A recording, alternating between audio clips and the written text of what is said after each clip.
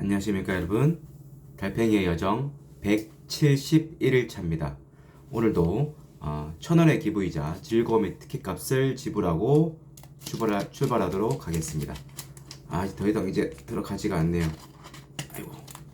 네.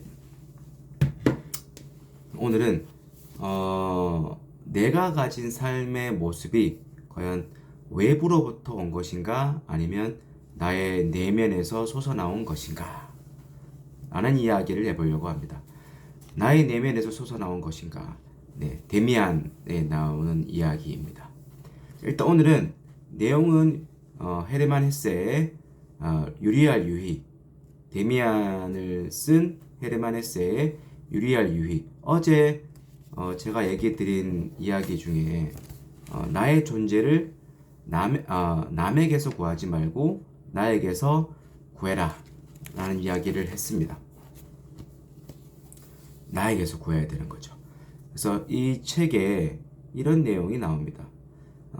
그 자신의 영혼과 마음속에 아직 미답에 비어있는 부분이 있으며 바로 그 부분이 스스로 성취를 이루겠다는 권리 주장을 하고 있기 때문이라는 뭐 땡땡땡.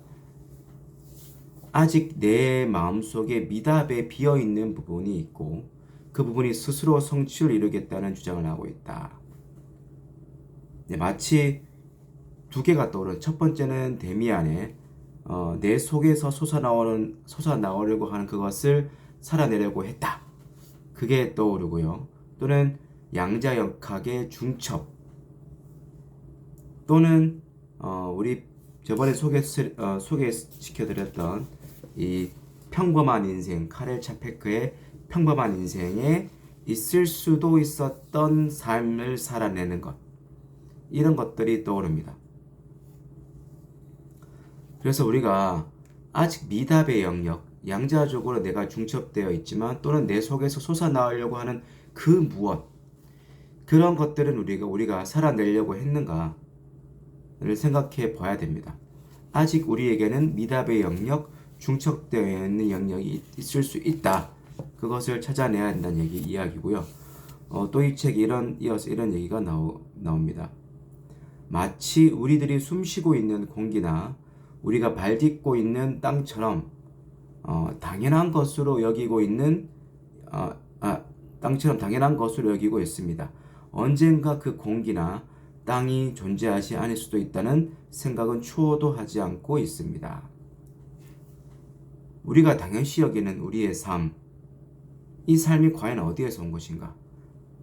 우리가 당연시 여기고 있죠. 우리가 살고 있는 삶 자체, 우리가 누리고 있는 것들을 당연시 여기고 있고, 이 삶들이 예를 들어서 우리가 가지고 살고 있는 이 아파트, 집에서 아침에 일어나서 차를 타고 직장에 가는 이런 모든 삶이 당연시 여겨지고 있고, 이것들이 없어질 거라는 생각은 추호도 하지 않는다 라는 이야기죠.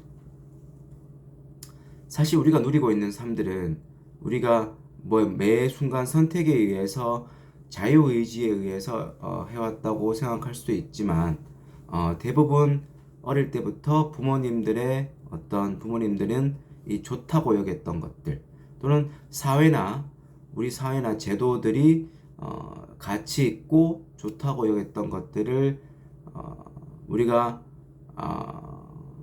무의식적으로 또는 아무 저항 없이 받아들여서 우리가 누리고 있는 것들은 아닌가 생각해 봐야 된다는 거죠. 밑에 이런 또 얘기가 나옵니다. 이 주인공 친구의 아이의 그 교사가 되겠다. 쉽게 말하면 과외 교사죠. 그런 부탁을 받았을 때 조건을 겁니다. 조건이 뭐냐? 내가 그 애와 그 무언가를 이루려면 집안의 역량을 완전히 끌어놓아야 해. 아까 제가 말씀드린 부분이죠. 그 아이에서 솟아나오려고 하는, 그 아이의 내면에서 솟아나오려고 하는 그 무언가를 이루기 위해서는 외부의 영향을 끊어야 된다. 그 외부의 영향이라는 것은 부모님의 영향일 수도 있고 우리 사회나 제도 이런 것들의 영향일 수가 있죠. 우리가 책을 읽는 것들은 좋습니다. 그런데 그 책들을 읽고 고독이나 이런 스스로의 고독을 통해서 사색을 통해서 진짜 내 내면에서 솟아나오려고 하는 것들은 무엇인지 명상이나 이런 사색을 통해서 내가 과연 원하는 게 무엇인지 그런 것들을 물어볼 필요가 있고